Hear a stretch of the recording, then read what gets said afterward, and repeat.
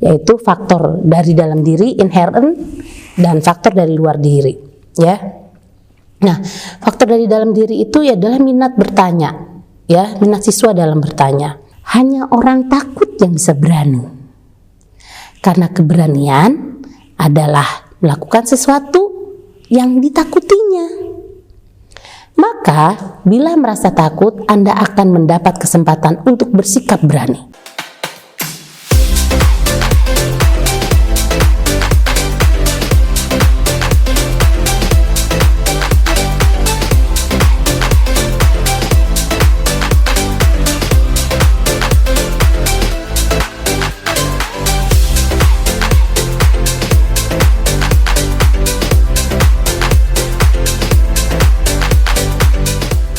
Assalamualaikum warahmatullahi wabarakatuh.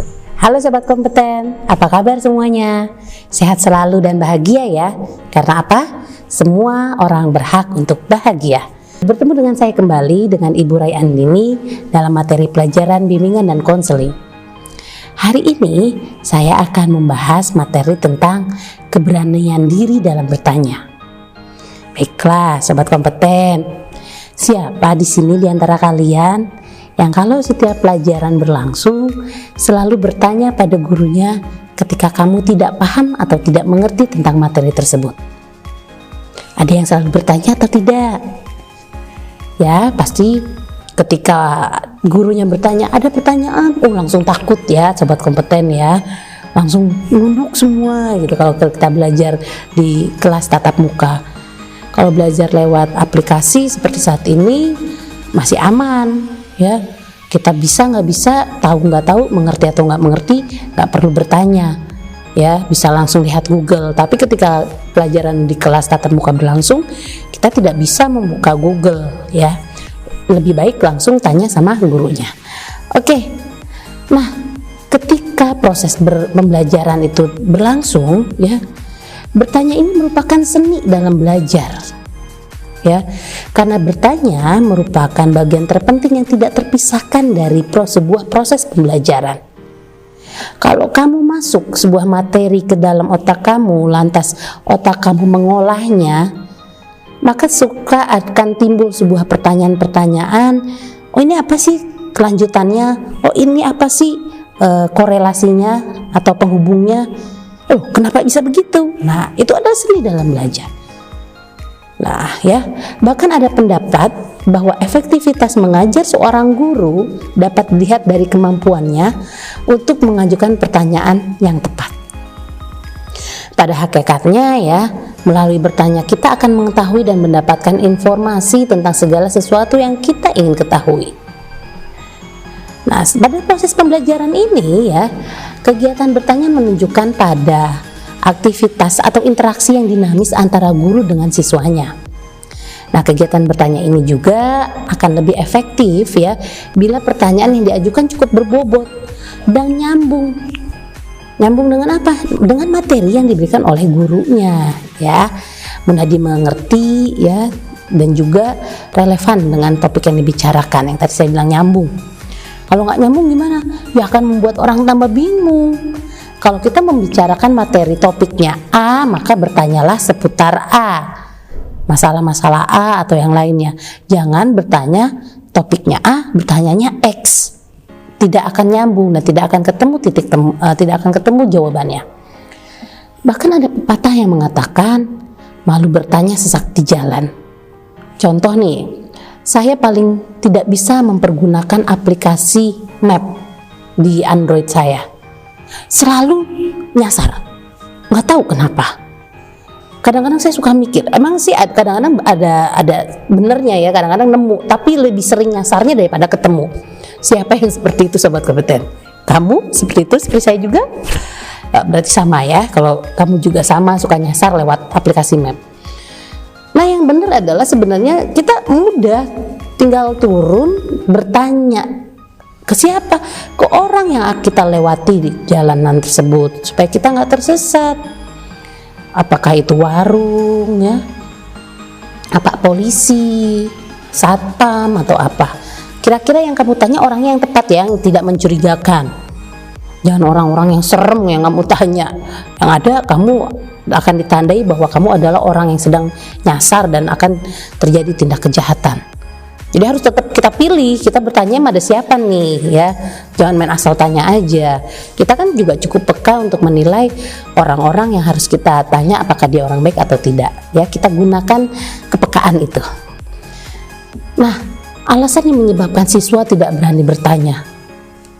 Yang pertama, takut dianggap bodoh atau ditertawakan oleh teman. Justru sebenarnya orang-orang yang tertawa seperti itu belum tentu dia mengerti.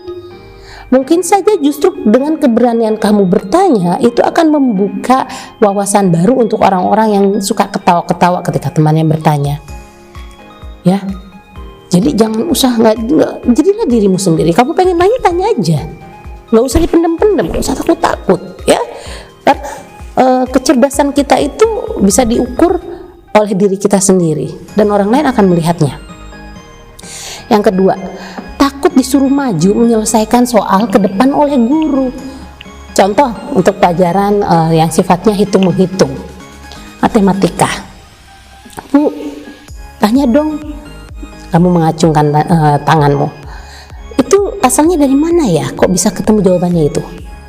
Nah, Bu guru kamu itu maksudnya menyuruh kamu maju dan menyelesaikan soal di depan supaya kamu paham. Nah, diajarin sama gurunya, bukan kamu dilepas begitu saja mengerjakan sendiri. Ya. Dan dengan gurunya yang mengajarkan seperti itu, teman-temannya pun bisa akan melihat langsung. Berbeda dengan gurunya datang ke meja kamu, mengajarkan kamu di bukumu, orang lain tidak akan bisa lihat. Padahal mungkin itu ada pertanyaan yang sama yang akan dipikirkan oleh teman-teman yang lain di dalam kelasmu. Lalu yang ketiga, takut jika diminta menjelaskan ulang materi yang baru saja disampaikan oleh guru.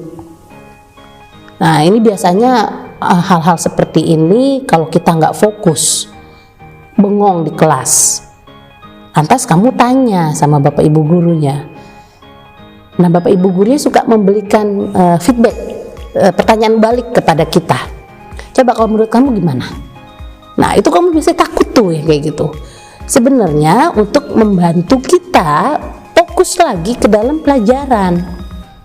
Bukan bapak ibu guru bermaksud mempermalukan kamu, ya, tetapi untuk mengembalikan kondisi fokus kamu ke dalam kondisi belajar.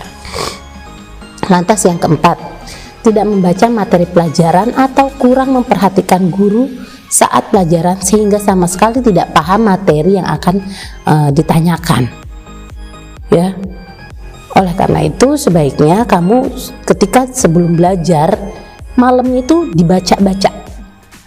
Oh, besok babnya bab 3. Baca aja dulu. Nggak usah dihafal. Maaf. Nggak usah dihafal. Cukup membaca, kamu pahami. Besok ketika bu guru atau pak guru menjelaskan, terbesit pertanyaan, kamu ungkapkan. Ya, itu tandanya kamu sudah benar-benar serius dan fokus terhadap materi tersebut. Lalu yang kelima, takut mengemukakan pendapat karena bingung cara menyampaikannya. Ya, ini untuk orang-orang yang tidak bisa berbicara dengan tidak berbahasa dengan baik. Nah, susunlah kata-kata itu ke dalam kertas. Ya, saran saya, kamu susun pertanyaannya. Kamu ada pertanyaan, kalau kamu tidak, kemampuan verbal kamu rendah, ya verbal yang baiknya rendah, kamu susun dulu di kertas, di bukumu. Kira-kira seperti ini pertanyaannya. Dan kamu analisa dulu pertanyaan tersebut, jangan sampai membuat teman-teman kamu malah jadi tertawa-tawa di sana. Ya, setelah kamu susun ke dalam kertas, baru kamu dibaca pertanyaannya. Itu jauh akan membantu kamu untuk berbahasa dengan baik dan benar. Ya, jadi juga nggak malu untuk diri sendiri. Nah, ada faktor-faktor yang mempengaruhi kebiasaan untuk bertanya, yaitu faktor dari dalam diri, inherent, dan faktor dari luar diri. Ya. Nah, faktor dari dalam diri itu adalah minat bertanya, ya, minat siswa dalam bertanya. Biasanya seseorang itu memang ada tipe-tipe orang yang senang bertanya. bukan untuk menjatuhkan, tetapi memang murni dia untuk bertanya. Tapi ada juga sih memang ada tipe-tipe orang yang bertanya sebenarnya dia udah tahu jawabannya, tetapi untuk menjatuhkan orang yang ada di depannya. Itu seperti itu sangat licik sekali ya. Jangan ya sobat kompeten ya, bertanya jangan seperti itu. Tipe seperti itu sangat tidak baik. Yang ada kamu tidak punya teman. Lalu yang kedua adalah memiliki perasaan tidak atau kurang berani dalam bertanya. Itu dari dalam diri. Ada pertanyaan, langsung pada nunduk. Wah, ketika gurunya bertanya seperti itu, nunduk semua. Tetap aja tegak. Lalu kamu berpikir kira-kira apa sih materi yang tadi dilontarkan oleh Bapak Ibu guru yang sedikit kurang sreg di hatimu. Lalu motif keingintahuan siswa. Nah, ini motif keingintahuan ini rendah, makanya dia nggak mau tanya. Seandainya dari dalam diri kita ini motif keingintahuannya tinggi, maka kita akan bertanya dan itu bisa menjadikan poin tersendiri untuk kita di depan Bapak Ibu guru. Ya. Nah, ada lagi faktor dari luar diri. Ya. Seperti faktor guru atau motivasi dari guru. Contoh. Oke, materi kita sampai hari ini ada di sini ya, sampai saat ini ya, materi sampai bab ini. Oke, ada pertanyaan. Nah, itu biasanya langsung kalau kamu sudah susun pertanyaannya, saya Bu, tadi Ibu menjelaskan bla bla bla bla. Kok saya kurang paham ya Bu? Nah, itu ya, itu karena ada faktor pemancing dari guru. Lalu yang kedua adalah faktor lingkungan, suasana belajar. Ketika kita berada dalam lingkungan atau teman-teman yang kondusif dalam belajar, yang memang semua orangnya serius dalam belajar, kita akan terpacu, akan termotivasi untuk mensamakan posisi kita seperti teman-teman yang lain. Kalau kamu merasa nggak paham, akhirnya kamu akan bertanya. Kenapa? Karena kalau kamu bodoh di sana, kamu akan malu. Ya, lebih baik kamu bertanya daripada malu gitu. Nah, karena apa? Untuk menyamakan tingkat kecerdasan kamu dengan teman-teman kamu. Nah, inilah yang membuat kita akhirnya suasana belajarnya bersaing, yang menciptakan persaingan di dalam kelompok belajar tersebut. Nah, ini adalah persaingan yang sehat tentunya ya. Nah, saya akan kasih tips ya agar kamu berani bertanya. Yang pertama, pelajari dulu materi pelajaran yang akan dibahas sebelumnya. Baca di rumah yang tadi saya bilang. Ya, agar kamu paham. Lalu kalau kamu ada pertanyaan-pertanyaan yang kurang paham, pertanyaan-pertanyaan tentang materi yang ditulis di bukumu, kamu tidak mengerti, kamu catat. Agar besok ketemu Bapak Ibu guru langsung kamu bisa tanyakan. Lalu yang kedua, pelajari bacaan dengan sendirian atau dengan teman. Ya, kamu pelajarin dulu sendiri. Atau seandainya dengan teman, jangan lebih dari 2 orang. Kalau ketika membaca, karena yang ada bukannya baca, ngobrol. Ya, berdua aja bisa ngobrol, apalagi rame-rame. Ya. Lalu yang ketiga, berilah tanda pada bagian yang tidak dipahami. Kamu stabilo untuk bagian-bagian dipahami, yang poin-poin penting. Lalu kalau kamu ada yang nggak paham, kasih tanda. Ya, kasih kertas di situ, tempelan di situ, ini tanda tanya gitu ya. Jadi ketika ketemu gurunya ingat, oh ini saya mau tanya ini. Lalu carilah pasangan belajar atau seorang teman untuk bergabung dengan pasangan lain sehingga kamu bisa membentuk sebuah kelompok belajar. Ini sangat membantu ya kelompok belajar. Karena apa? Ketika kita bertanya, malu bertanya sama guru, kita bisa bertanya sama teman sekelompok kita. Apalagi kalau teman sekelompok kita dia lebih cerdas daripada diri kita. Wah, ini sangat bermanfaat sekali. Ya, kita tanya. Ya, supaya kita punya pemahaman yang sama seperti mereka. Kan jadi kita dibilang cerdas juga. Lalu kumpulkan pertanyaan-pertanyaan yang telah ditulis bersama dalam kelompok. Ya, itu dia tadi. Kamu catat ya. Kalau kamu bertanya, kamu catat. Sehingga kalau kamu lupa, kamu buka catatan kamu. Lalu belajarlah bersama teman-teman sekelas dan guru tentang materi pembelajaran yang telah dan menjawab pertanyaan-pertanyaan tersebut. Ya, belajar sama-sama. Ya, belajar sendiri baik, belajar bersama jauh lebih baik, apalagi ada gurunya. Nah, di sini saya akan memberikan pesan moral. Hanya orang takut yang bisa berani. Karena keberanian adalah melakukan sesuatu yang ditakutinya. Maka, bila merasa takut, Anda akan mendapat kesempatan untuk bersikap berani. Contoh, di belakang ada harimau, di depan selokan, sebenarnya tidak terlalu jauh, tidak terlalu lebar ya. Bingung, ragu-ragu. Kalau saya lompat, saya takut kecemplung. Tapi kalau saya nggak lompat, saya dikejar sama singa di belakang. Nah, kalau orang mempunyai keberanian di situ, menciptakan keberanian dalam dirinya, dia akan mengambil resiko. Lebih baik saya mencoba dulu untuk melompat. Ya, siapa tahu saya berhasil. Ya, ambil ancang-ancangnya yang sempurna untuk melompat. Baiklah sobat kompeten, jangan lupa klik tombol like, subscribe, lonceng, dan share video dari saya ini ya. Oke, sobat kompeten, sampai bertemu dengan saya di materi-materi berikutnya.